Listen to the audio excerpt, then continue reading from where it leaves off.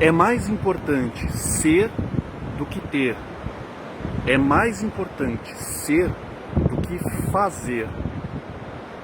Essas são frases que em determinado momento viram até clichê no rumo do autoconhecimento, mas que são muito importantes. E talvez elas tenham dois níveis que vale a pena diferenciar um pouco. Quando a gente pensa em ter e em fazer, em geral a tendência é a gente pensar primeiro num nível um pouco mais óbvio, um pouco mais caricatural. Então, eu não preciso ter um carro conversível, talvez eu não precise ter uma mansão, eu não precise ter relacionado a objetos, a posses físicas e a posses concretas. Em relação a fazer, isso já sutiliza um pouco, mas também tende a ser visto no nível mais prático. Talvez eu não precise limpar minha casa 20 vezes ao dia, talvez eu não precise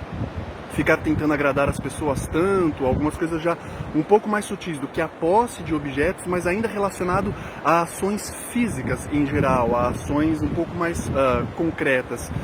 No entanto, mesmo por exemplo,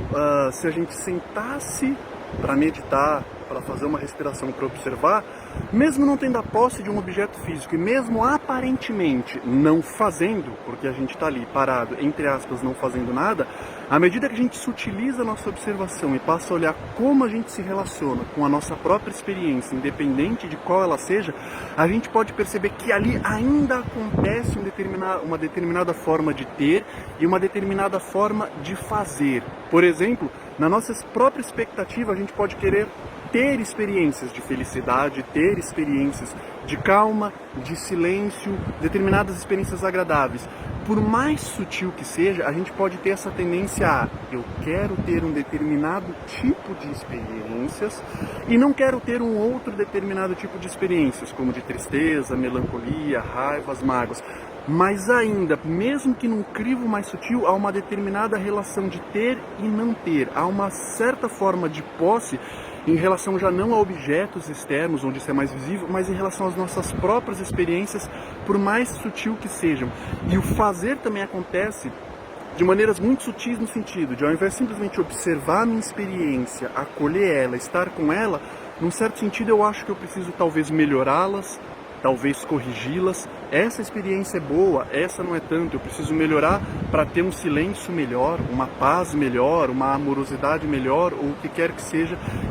dependendo do tipo de critério que eu tenha. Esse fazer vai mudar um pouco, mas há um certo fazer sobre a nossa experiência, por mais sutis que elas sejam, como de imagens internas, pensamentos ou sensações corporais, e há um certo ter no sentido de, nossa, eu estou tendo uma experiência muito boa, que legal, eu estou tendo a experiência. Muitas vezes sutilmente a gente se relaciona com as nossas experiências no sentido de ter e de fazer. À medida que a gente vai vendo, então, que o ter e o fazer vai podendo acontecer, seja em relação ao ambiente, das maneiras mais óbvias, mas mesmo quando a gente para e a princípio está apenas supostamente sendo, mas há várias tentativas de ter e há vários fazeres em andamento, e a gente vai podendo se dar conta deles, essa noção do que é melhor